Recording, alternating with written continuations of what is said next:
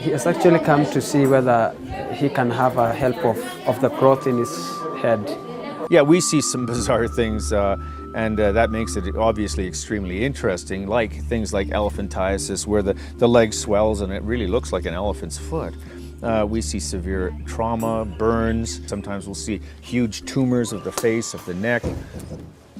Now, did he already see the doctor or see something about this?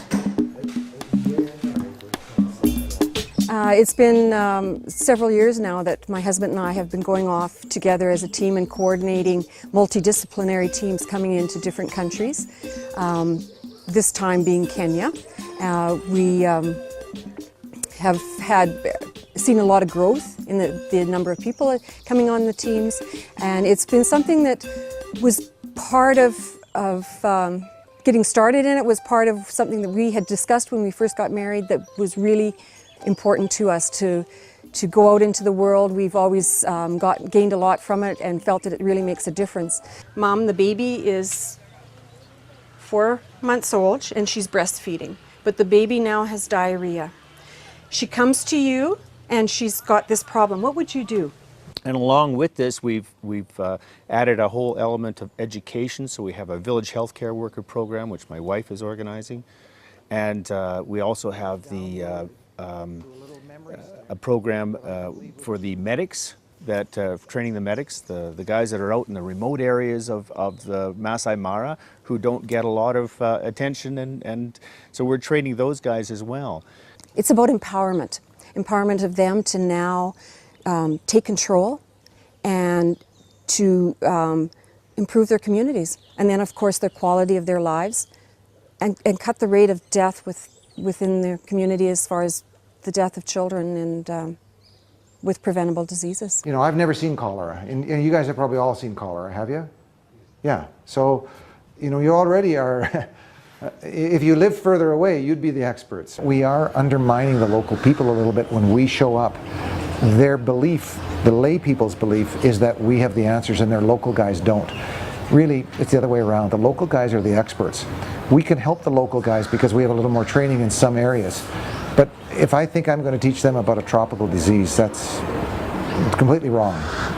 Can you explain to her that her lip will go numb to the middle and her tongue on this side should go numb too? Oh, it's quite diverse this time. It's the largest medical group that we've had. We have 2 general practitioners, physicians, 1 radiologist, we have an ophthalmologist, and we have a pediatrician.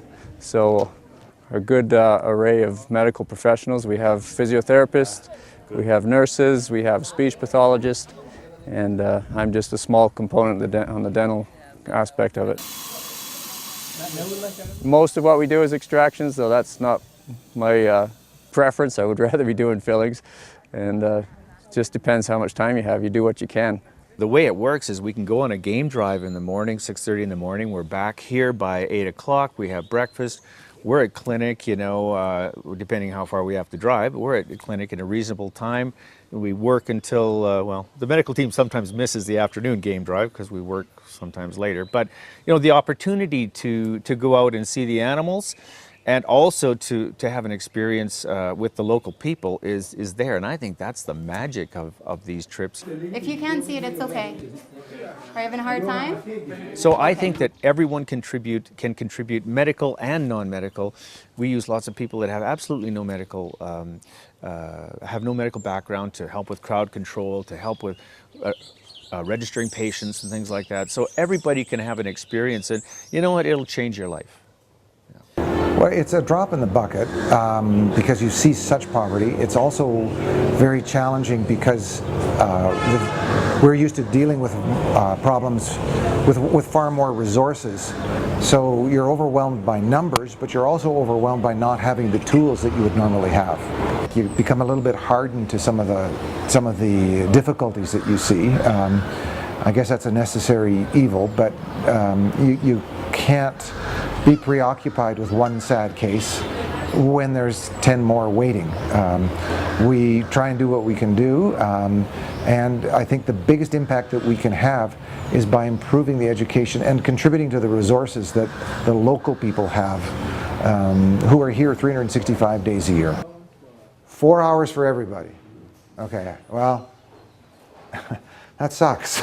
I mean, that's hard. My help is only an hour away, okay? We're not here for our own job satisfaction, but it's not very satisfying when you know you have to leave so many people that haven't been seen. There are times when you feel that you haven't done enough, and that, I guess, is in realizing that there is so much more that can be done. The back is along this side here, and the limbs are over here. Yeah.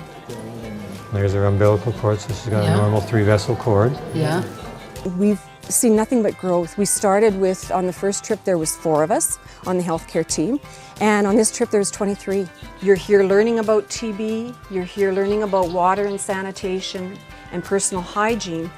You're going to want to take that back and then start to mobilize your community. You know, it may be a drop in the bucket, but I've read that $4 billion is all it is required to provide fresh, clean water, drinkable water for every person on the planet. And $4 billion is the amount that is spent on perfume every year.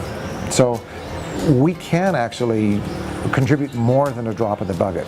What's required is that for every small community in the West to think about a small community in a developing country. It's the first time to come to a clinic that has an ultrasound. It's great to see them. It's a relief to us. I'm encouraged because I know it is making a better world. But it's nothing to worry about. Okay?